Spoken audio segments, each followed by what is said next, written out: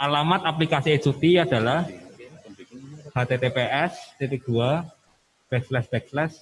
simpap.tegalkap.go.id/e-cuti ya. Oke. Aplikasi ini digunakan untuk memfasilitasi PNS mendapatkan haknya, hak cuti PNS. Ya. Ini tampilan aplikasi cutinya. Oke. Ini saya contohkan, Bapak Ibu, cuti. Jadi PNS-PNS bisa mengajukan cuti lewat aplikasi e-cuti maksimal 10 hari nggak Bu? 10 hari atau 14 hari.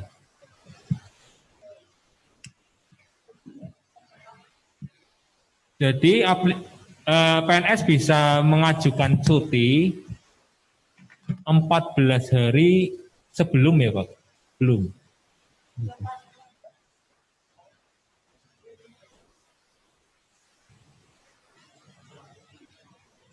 Oke. Jadi PNS bisa mengajukan cuti paling lambat 10 hari setelah tanggal cuti. Jadi misal seperti ini, saya sudah melakukan cuti sakit, misal saya sakit mengajukan cuti, ya. Sakit dulu kan otomatis untuk mengajukan cuti susah, ya. Jadi masih ada kesempatan 10 hari setelah tanggal cuti tersebut. Misal saya cuti tanggal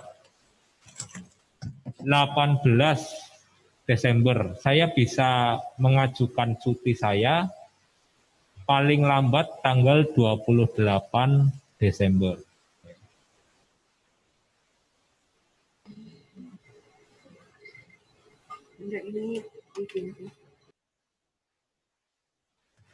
Kemudian saya akan tunjukkan tata cara pengajuan cuti.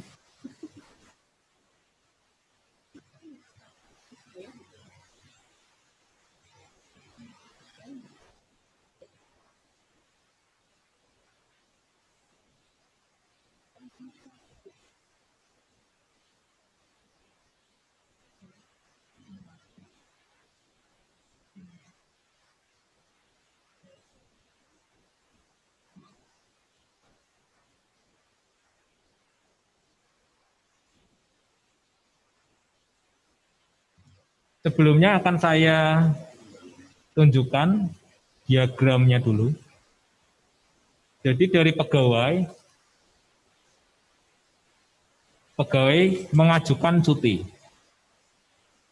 Ya, mengajukan cuti, sistem akan mengecek apakah masih ada kuota cuti untuk PNS tersebut.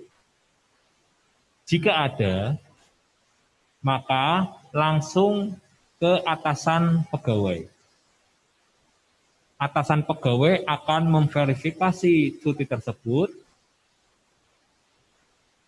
Setelah diverifikasi, nanti muncul di inbox admin OPD. Di situ akan mengecek cuti itu cukup ditandatangani oleh kepala OPD atau harus ditandatangani oleh kepala BKD. Apabila cukup ditandatangani oleh kepala OPD, maka kepala OPD tinggal tanda tangan SK cuti tersebut. Apabila harus diteruskan ke BKD, maka OPD akan menginputkan surat pengantar ke BKD lewat sistem dan admin BKD akan memverifikasi cuti tersebut. Apabila cuti tersebut diterima, maka kepala BKD akan menandatangani SK cuti tersebut. Ya. Jadi aktornya yang ada di aplikasi ini, yang pertama adalah pegawai, kemudian yang kedua adalah atasan pegawai, yang ketiga adalah admin OPD, yang keempat adalah kepala OPD, yang kelima adalah admin BKD, yang keenam adalah kepala BKD. Kita akan contohkan tata cara input cuti. Kita buka aplikasinya.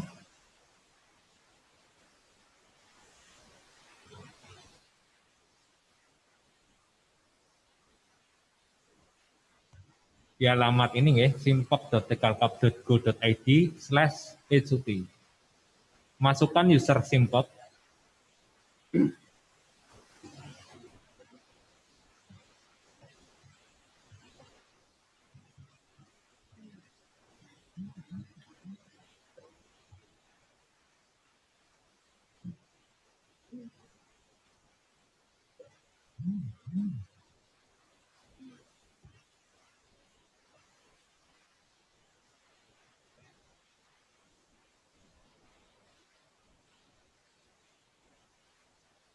Oke, ini tampilan dari ecuti. Untuk mengajukan, tekan tombol menu cuti, kemudian lanjutkan ke nominatif cuti.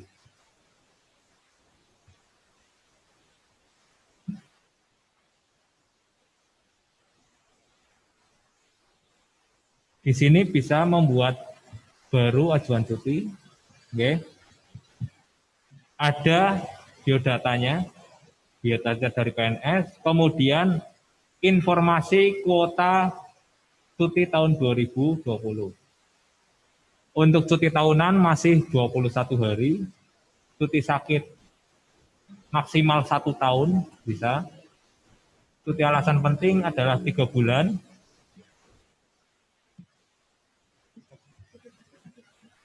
Cuti besar 3 bulan, cuti melahirkan 3 bulan, cuti di luar tanggungan negara 3 tahun.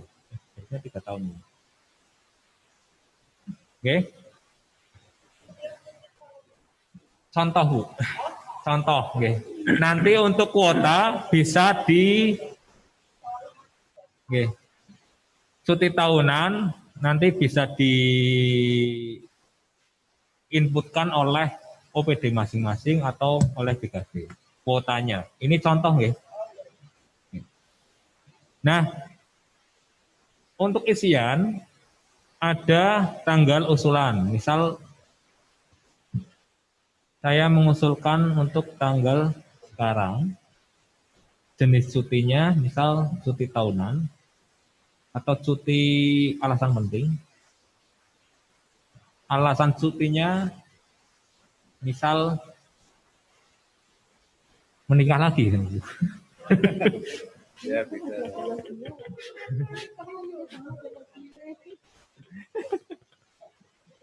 Cuti dari Kris. Hajatan anak misal. Insya Allah, misal. Contoh ya. Kemudian tanggal mulainya. Misal saya mau melakukan hajatan tanggal 28 Desember sampai tanggal 30 Desember. Maka akan muncul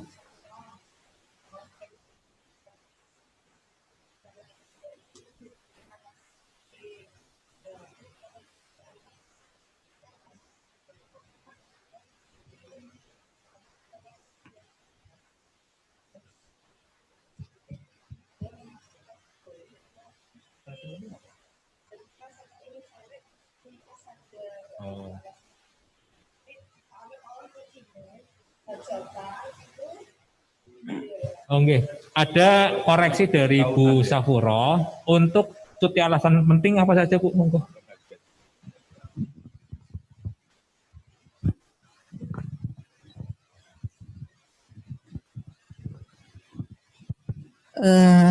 Bapak Ibu peserta sosialisasi, kami informasikan bahwa kalau berdasarkan yang sudah terjadi itu kebiasaan cuti alasan penting, salah satunya misal hajatan anak, mengantar anak ke pondok, hal-hal yang masih bersifat kekeluargaan. Tapi kalau berdasarkan PKBKN 24 tahun 2017 yang dimaksudkan cuti alasan penting adalah satu, di situ dibatasi, yaitu satu, yang bersangkutan menikah, dua, istri atau suami, anak, menantu, orang tua, mertua sakit, itu masuknya cuti alasan penting. Yang kedua, pengurusan terkait dengan misalnya warisan sebagaimana tersebut di atas, itu masuk alasan penting. Yang keempat adalah misalnya ada bencana alam, itu masuknya cuti alasan penting. Tadi terkait dengan sakit itu dibuktikan dengan surat keterangan dari dokter. Yang kedua, misalnya melangsungkan pernikahan, berarti kan ada izin menikah, surat-surat yang dari KUA itu. Terus bukti bencana, misalnya surat keterangan dari RT ataupun kepala desa. Nah, ada lagi terkait dengan yang kejiwaan untuk di daerah perbatasan juga itu bisa, tapi kita kan kayaknya nggak masuk di situ ya, karena kita tidak berurusan dengan daerah perbatasan. Nah, kita sesuaikan dengan norma yang ada saja. Misalkan cuti-cuti untuk hajatan ataupun mengantar anak ke pondok, kita kembali ke norma, masuk aja ke cuti tahunan. Kenapa? Karena cuti tahunan itu sudah ada 12 hari dalam 1 tahun, dengan asumsi bahwa 1 bulannya PNS diberikan hak untuk tidak masuk dengan alasan yang artinya diberi kelonggaran sesuai kebutuhannya masuk ke cuti tahunan. Itu yang dapat saya jelaskan. Oke, terima kasih koreksinya Bu Safuroh. Jadi ini alasan cutinya harus sesuai norma Perkap BKN 24 2017 nggih.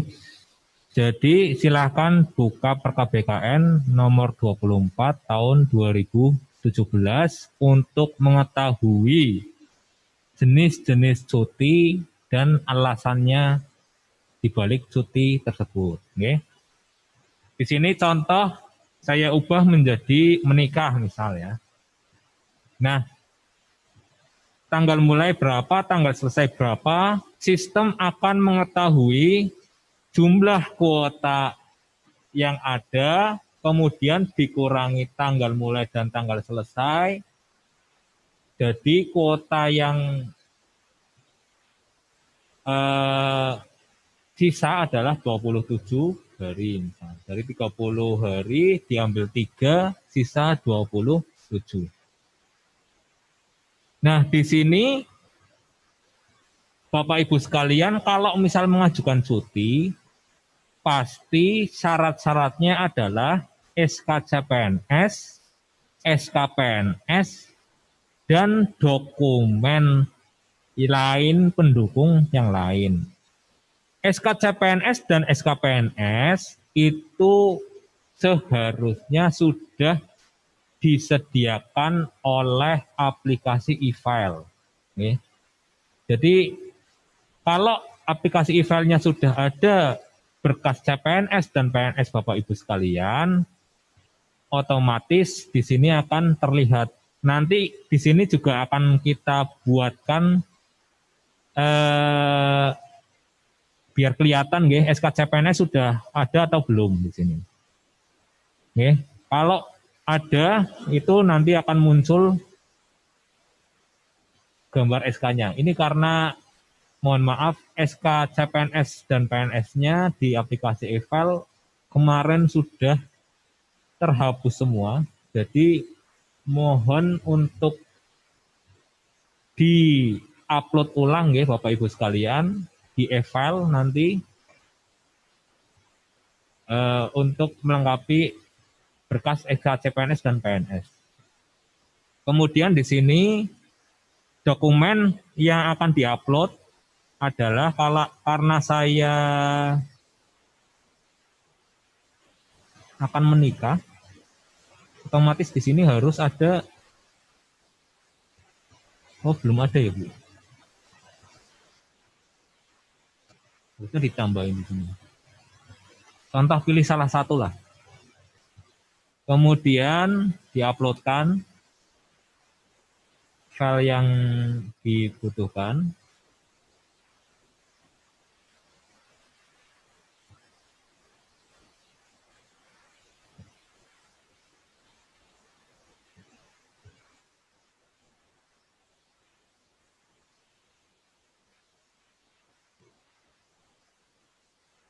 Misal kita uploadkan, kemudian simpan.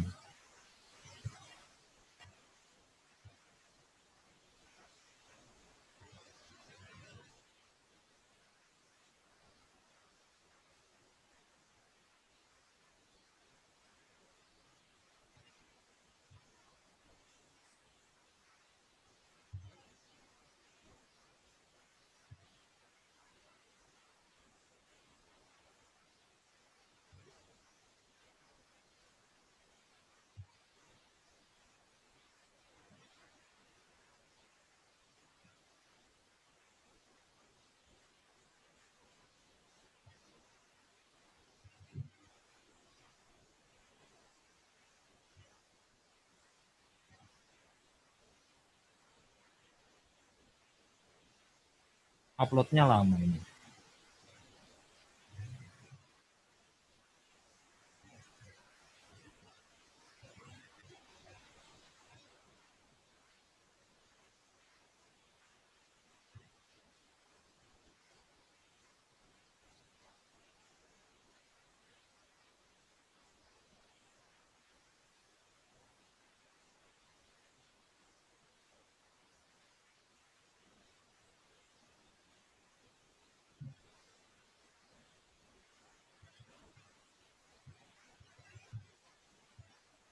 Kita contohkan yang nggak ada uploadannya aja.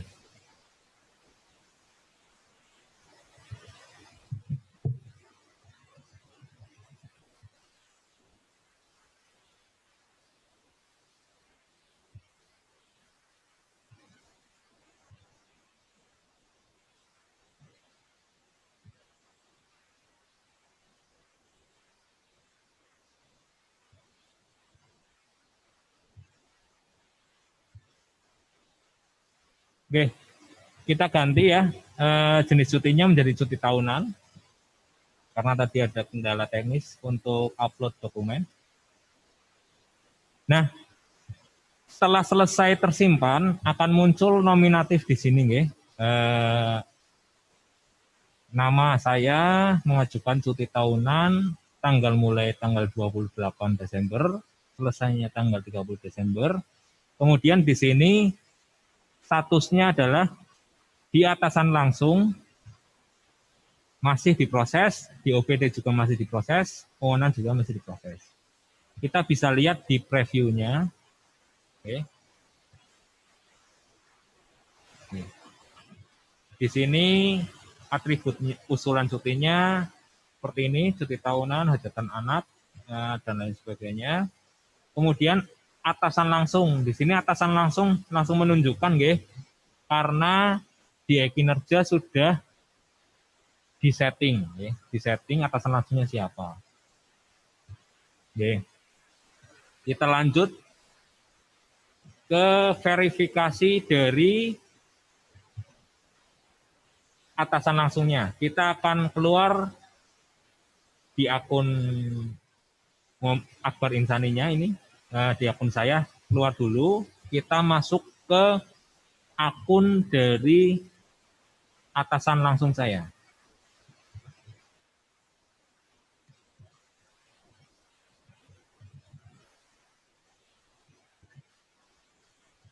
Kita masuk di user ecuti atasan langsung, yaitu Bu Sri Andriani. Di sini muncul notifikasi bahwa butuh ada usulan cuti yang harus diverifikasi sebagai atasan. Ini bisa diklik. Langsung muncul nominatifnya. Ada yang usul Muhammad Akbar Insani usul cuti tahunan. Di sini bisa ada di tombol klik aksi verifikasi usulan. Nah, di sini ada persetujuan cuti.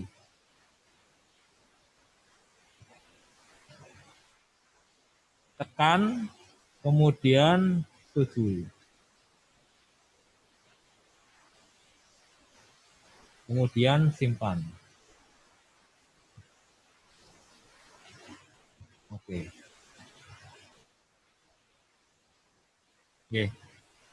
Di nominatif akan muncul bahwa statusnya atasan sudah menyetujui.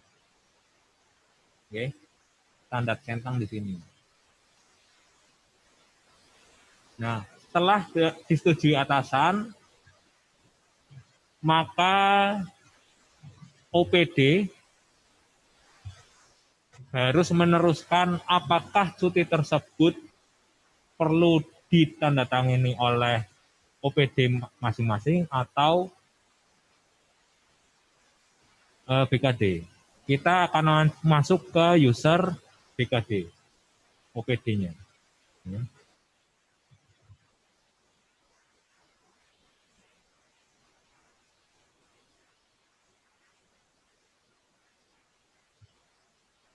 Di user OPD, lihat di nominatif cuti. Nah, di sini ada usulan yang sudah diproses. Contoh ini. Kemudian tombol aksi verifikasi usulan.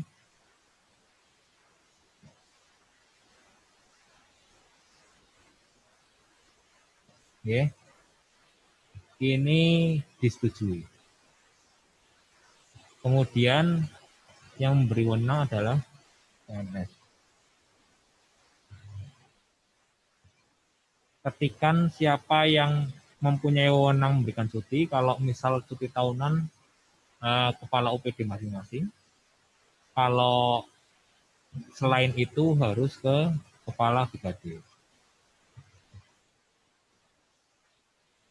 Misal kepala OPD-nya adalah Pak Dr. Andes Edi Budianto, yang bersangkutan posisi PLT. Di sini diubah menjadi PLT kepala BKD.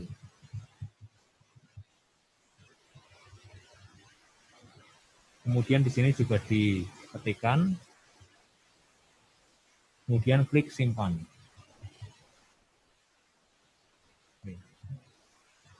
Ini setelah disimpan dan disetujui oleh OPD, proses usulan sudah disetujui di OPD. Setelah itu, usulan ini akan muncul di inbox kepala OPD. Kita keluar dulu, nanti masuk ke usernya kepala OPD. Contoh.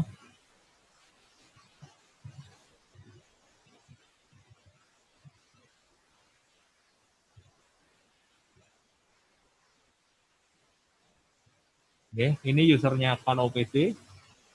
Di sini muncul notifikasi bahwa ada usulan cuti yang perlu diverifikasi wewenangnya oleh si pemberi wewenang cuti. Tekan, Oke. Nah, di sini ada tab menu verifikasi wewenang. Oke. Kita tutup dulu menunya.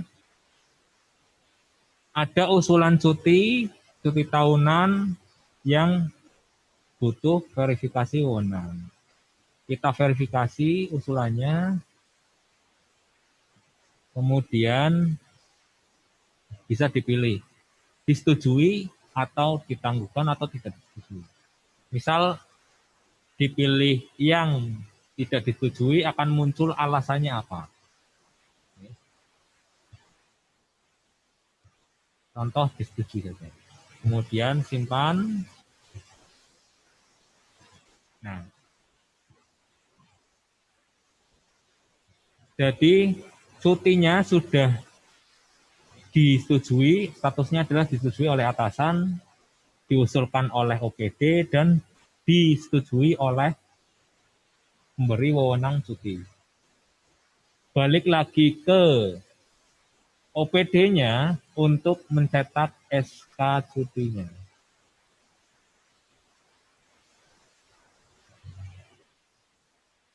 Kita masuk ke akun BKD lagi, akun OPD-nya lagi.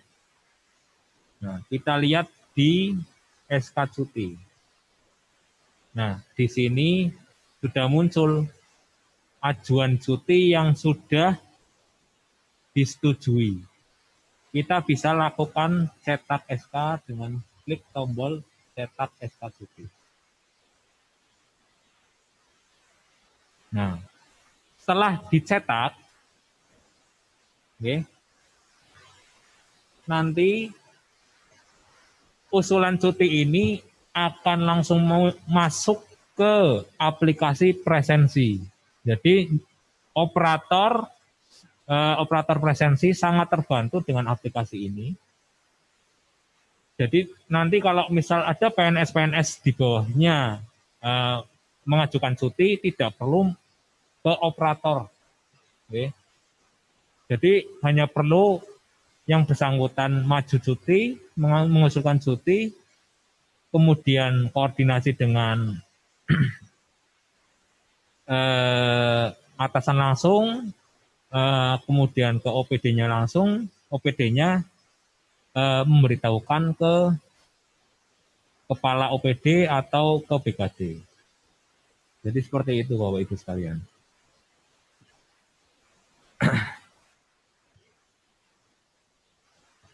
Oke. Untuk aplikasi cuti penjelasannya saya kira cukup. Kita lanjutkan ke sesi pertanyaan. Monggo kalau yang mau bertanya, silahkan.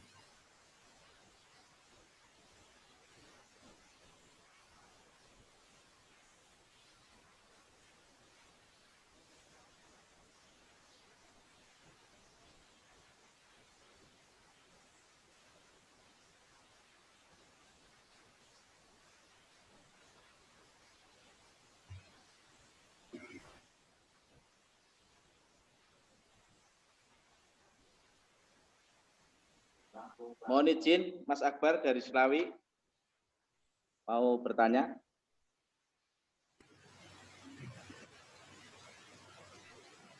Terima kasih. Assalamualaikum warahmatullahi wabarakatuh. Sekali lagi kami sampaikan atas waktunya. Terima kasih.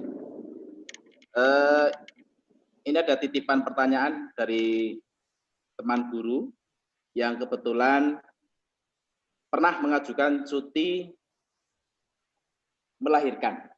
Nah, kebetulan sekarang beliau itu melahirkan anak yang kelima. Nah, kalau tidak salah, untuk cuti melahirkan itu kan maksimalnya sampai 3 kali melahirkan.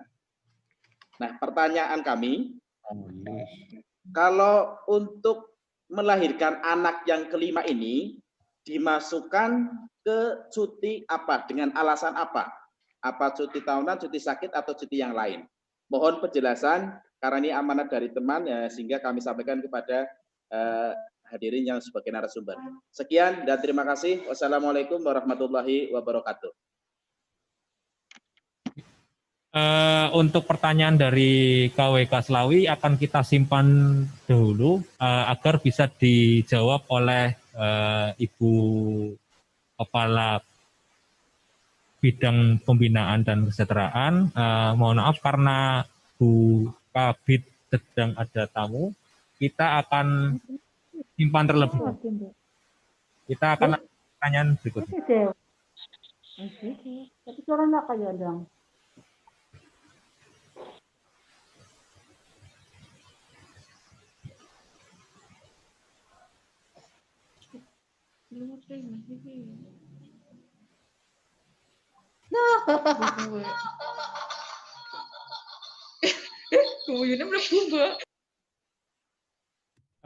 Kita lanjut ke yang di chat. Untuk bisa menerangkan antara cuti yang isolasi mandiri menunggu hasil tes swab COVID, ikutnya apa untuk cuti tersebut? Isolasi mandiri.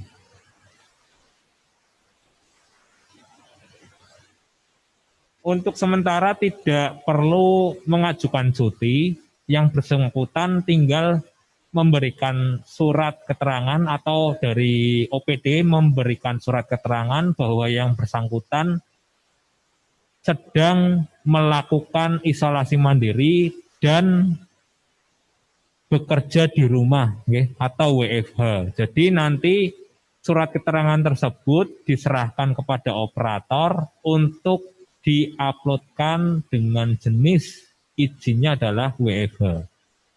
Dari itu tadi dari pertanyaan dari Kecamatan Kedung Bateng. Jadi kalau yang bersangkutan isolasi mandiri, OPD membuatkan surat keterangan agar yang bersangkutan bisa melakukan WFH. Jadi bekerjanya di rumah, walaupun isolasi mandiri, dia bekerjanya di rumah. Dan untuk administrasi presensinya, operator menguploadkan surat keterangan tersebut dengan jenis izin WFH atau work from home. Lanjut untuk pertanyaan berikutnya. Mengenai cuti yang masuk dalam klasifikasi cuti yang perlu ditandatangani oleh OPD apa saja? Yang ditandatangani oleh kepala OPD adalah cuti tahunan saja. Yang lain selain itu harus ke BKD. Dari Kecamatan Pagerbarang menanyakan untuk yang ditandatangani OPD itu hanya cuti tahunan. Selain itu harus ke BKD. Lanjut.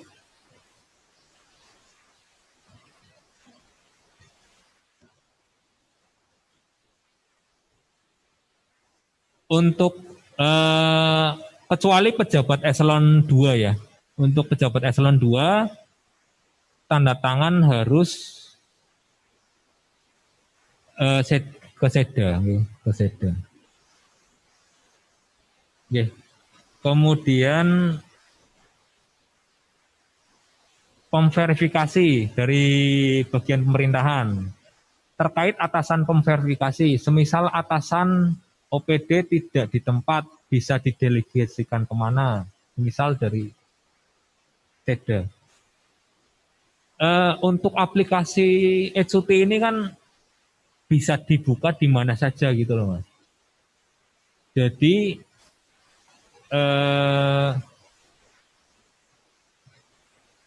nanti minta diinformasikan saja ke atasan langsungnya. Toh proses verifikasi dibatasi berapa hari? 14 ya, 14 hari ya. Proses verifikasinya. proses verifikasi 14 hari. Jadi kalau misal mengajukan cuti, silahkan langsung diinformasikan ke atasan.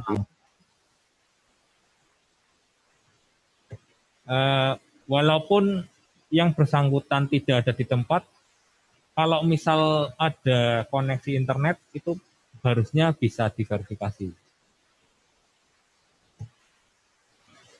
Lanjut untuk pertanyaan berikutnya dari Dikbud.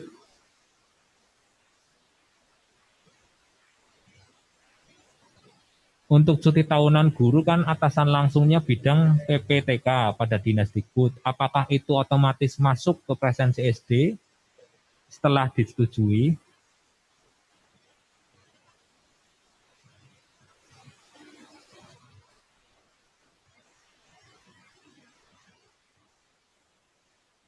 Semua ajuan cuti yang sudah disetujui dan dicetak oleh OPD, maka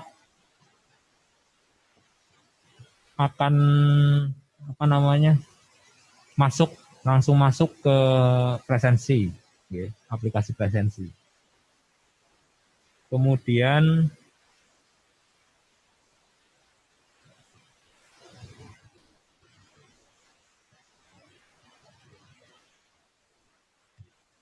saya yang tanya lagi.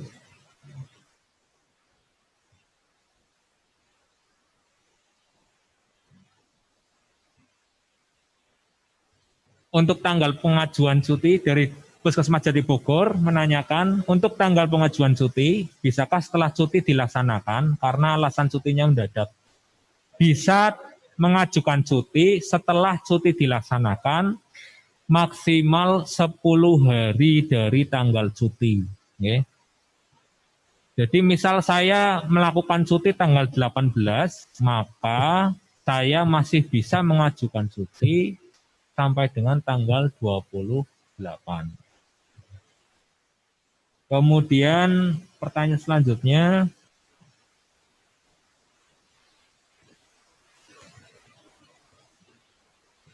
apabila Bapak Ibu guru yang kelupaan finger pulang itu bagaimana? Apakah harus mencantumkan surat izin atau bagaimana?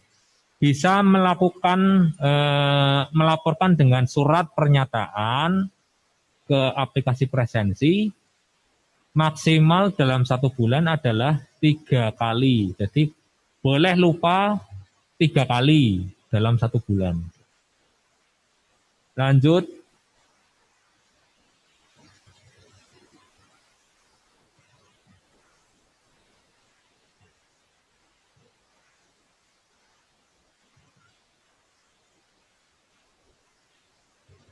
Dari Kecamatan Janegara, apakah untuk upload e-file alamat aplikasi e-file masih sama? Terima kasih. Alamat e-file masih sama, tetapi mohon maaf aplikasi e-file masih dalam proses pemulihan atau perbaikan. Nanti kalau sudah bisa diakses akan kita tindak lanjuti dengan mengedarkan surat tentang e-file untuk pengunggahan kembali aplikasi yang hilang. Lanjut di SMP Negeri Tahang menanyakan untuk staf TU pada SMP atasan langsungnya kepala sekolah atau Kasubag Kepegawaian Dinas.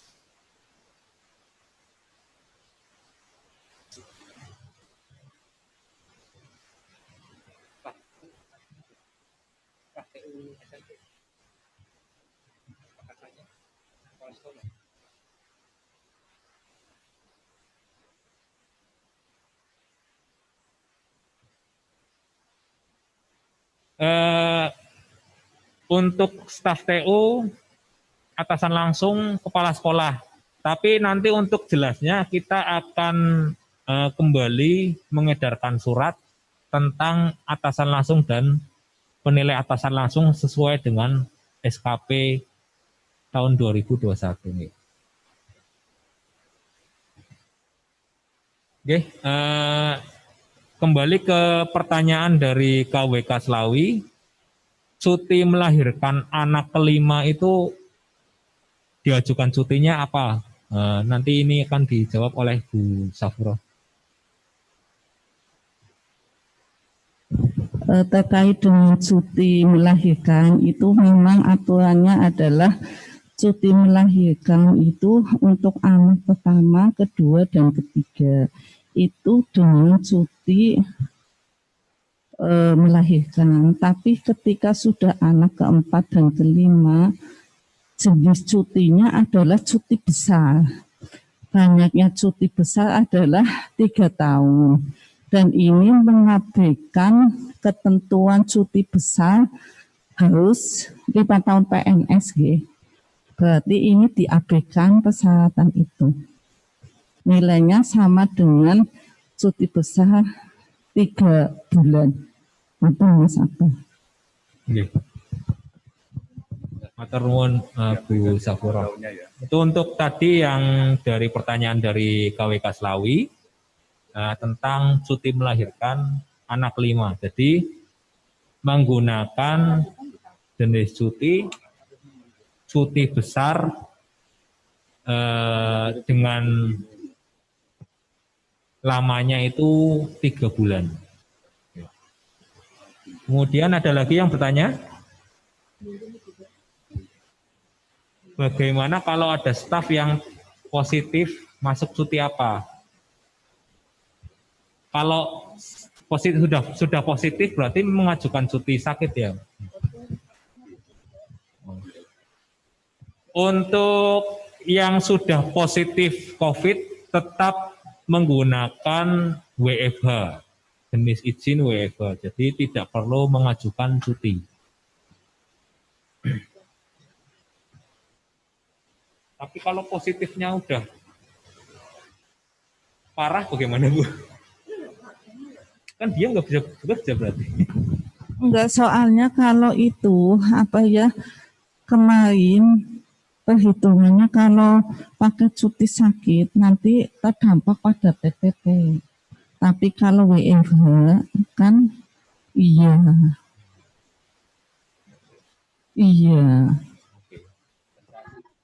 Ngapunten Bu, kalau berkaitan dengan WFH itu kan yang sudah terkonfirmasi di kami kan ada itu yang kena positif 2 kali, namun kan berarti 14 hari.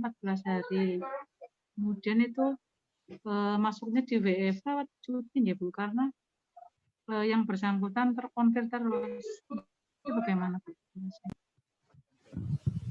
WFH Bu, itu WFH pakainya WFH karena kalau cuti sakit kemarin sudah dibahas kalau ada orang yang terkonfirmasi COVID pakainya WFH seperti itu. Jadi kalau tanpa ada keterangan, surat keterangan dari OPD apa dari UPT cukup Bu, dari surat keterangan itu selesai isoman apa gitu. Kalau surat keterangan itu sepertinya dari puskesmas ya Bu, ada ya? Jadi kami sudah mengeluarkan Bu, tapi tadi dari penjelasan tadi yang masalah isoman itu dari keterangan dari OPD. Jadi kalau kami ada untuk puskesmas mengeluarkan suket selesai isoman, berarti itu yang untuk dipakai isoman dan selesai isoman, berarti itu yang dipakai nanti untuk suket WFH Bu. Gimana Bu? Iya nggak apa-apa, itu bukti kalau sudah selesai isomannya berarti kan WFH-nya sudah selesai Bu. Berarti pakai cukup itu ya, surat keterangan isoman ya, selesai isoman.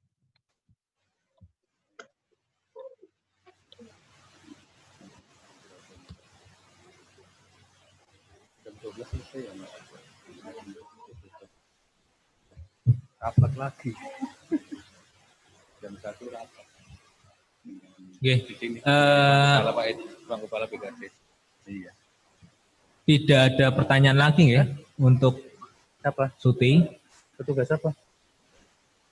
Petugas apa? Oh, yang gue. Batasan WFH bagi pasien positif berapa Bu? Batasan WFH bagi pasien positif. sampai sembuh ya, berarti tidak ada batasan, batasannya adalah yang bersangkutan sudah negatif COVID-19. Oke. Untuk cuti apakah tetap mengumpulkan berkas? Tidak perlu mengumpulkan berkas, hanya mengupload saja berkasnya. Berarti yang diupload adalah kalau selama ini yang dikumpulkan adalah yang pertama CPNS dan PNS, SK CPNS dan PNS, itu tidak perlu dikumpulkan. Kemudian berkas-berkas lain, misal kalau cuti menikah itu berarti harus ada surat bawa kawin yang diuploadkan ke aplikasi untuk cuti alasan penting. Kalau alasan penting keluarga sakit, maka diuploadkan surat sakit tersebut, surat sakit keluarga tersebut. Kemudian apabila mengajukan cuti besar haji, maka yang dikumpulkan adalah surat keterangan dari biro haji. Okay. Tetap berkas-berkas tetap dilaporkan, tetapi dalam bentuk digital, sudah tidak lagi dalam bentuk berkas. Okay. Dari Keramat jelas nggih? Digbud Keramat. Oke, Bu monggo. Terima kasih. Terkait dengan cuti sakit, tidak harus dengan surat keterangan daftar pemilih. Berarti berdasarkan Perhubungan PP 11 itu yang penting ada surat keterangan dokter. Yang kedua, terkait dengan cuti tahunan dengan PP 17 tahun 2020 itu khusus untuk tenaga pendidik itu mendapatkan cuti tahunan. Kalau dulu itu kan libur sekolah merupakan bagian dari cuti tahunan. Tapi dengan PP ini libur sekolah adalah sendiri sebagai kalender pendidikan, dia diberi hak tetap ada cuti tahunan. Itu tambahannya. Oke, terima kasih Bu Safura. Dari Solihin Lihin menanyakan, untuk cuti tahunan apabila sudah diambil 12 hari dan akan mengajukan lagi apa bisa? Oke. Jadi cuti tahunan itu misal seperti ini Bu. Jatah tahun ini itu 12 hari. Sisa cuti tahun sebelumnya itu bisa diambil. Jadi 2 tahun sebelum tahun ini, misal tahun 2018 dan tahun 2019, masih mempunyai sisa cuti, di situ di sistem akan muncul sisa cuti, Bu. Misal 50%. Tahun 2018 dan tahun 2019 jatah cuti saya tidak saya ambil, maka akan mempunyai tambahan untuk cuti tahun ini 6 hari. Untuk tahun 2018 6 hari, tahun 2019 6 hari. Jadi cuti N-2 dan cuti N-1 itu kalau tidak diambil cutinya akan menjadi 6 hari cuti. Misal ini tahun 2020 nih, tahun 2020 saya sudah mengambil cuti dari 12 hari itu mengambil cuti 4 hari, sisa 8 hari. Maka di tahun 2021 jatah cuti untuk tahun N-1 tetap menjadi 6 hari. Okay. Jadi di settingan e-cuti 2 tahun berturut-turut bisa. Ini ada jadi rolas maksimal ya 12 ya. Ada isian ya. Saya perlihatkan. Di aplikasi e-cuti di sini ada penyesuaian kuota cuti. contoh Pak Sekretaris, ini belum saya setting untuk cutinya. Di sini ada hari kerjanya berapa? 5 hari kerja misal. Cuti tahunan N-2 berarti tahun 2018 cutinya sudah berapa?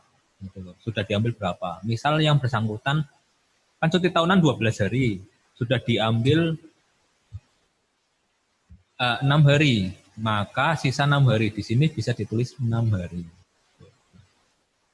Tahun 2019 sudah diambil 8 hari, dari 12 hari diambil 8 hari, maka sisa 4 hari. Maka di sini 4 hari.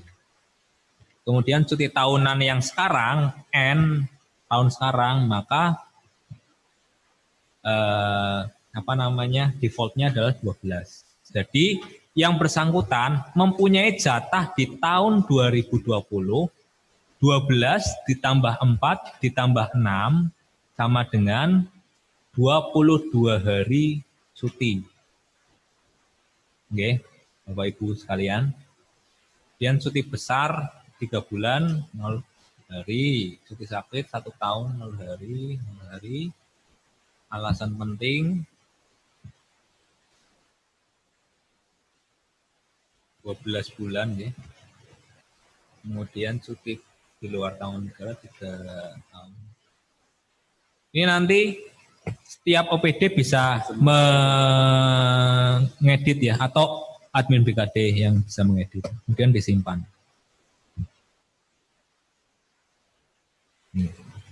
Seperti itu Ibu, untuk pertanyaan dari Puskesmas Slawi ya, yang sudah diambil 12 hari, apakah bisa mengajukan lagi? Bisa mengajukan lagi asalkan masih punya kuota N-2 dan N-1.